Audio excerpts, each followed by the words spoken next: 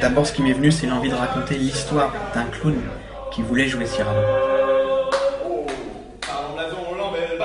L'adaptation clownesque, elle est née assez progressivement, d'abord par ma pratique du clown, et puis aussi par les lectures répétées de la pièce.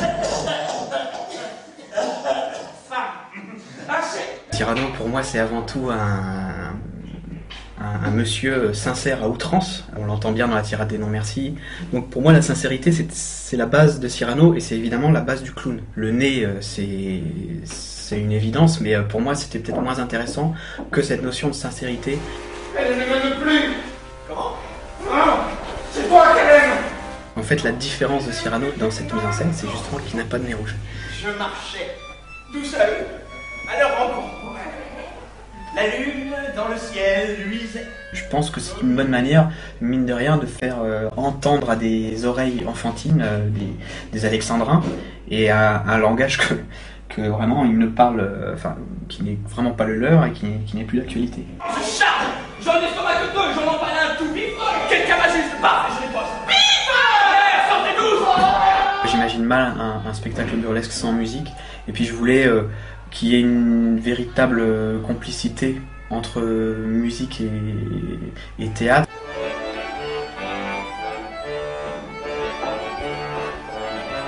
Il y a des tas de passages comme ça où la musique porte vraiment le texte et nous porte nous aussi en tant que comédiens. La danse est venue tout naturellement en fait dans le spectacle. Elle remplace un peu les jeux de cap et d'épée qu'on peut trouver dans Cyrano. Comme je suis heureux, monsieur, de vous connaître. Ce spectacle s'est mis en place d'une manière un peu artisanale. Il n'y a pas eu de casting à proprement parler. Moi j'ai cherché en fait des gens qui avaient déjà fait un peu de clown, ou en tout cas qui avaient une expérience, cette expérience-là du jeu avec le corps.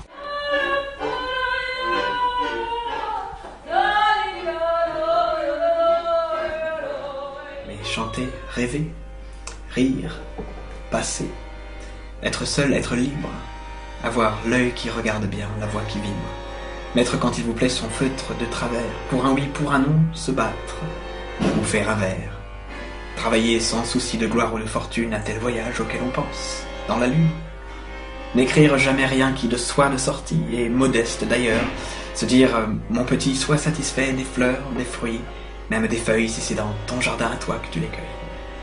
Puis, s'il advient d'un peu triompher, par hasard, ne pas être obligé d'en rien rendre à César, vis-à-vis de soi-même, en garder le mérite. Bref, dédaignant d'être le lierre parasite, lors même qu'on n'est pas le chêne ou le tilleul, ne pas monter bien haut peut-être, mais tout seul. Si vous voulez rire et pleurer, vous pouvez.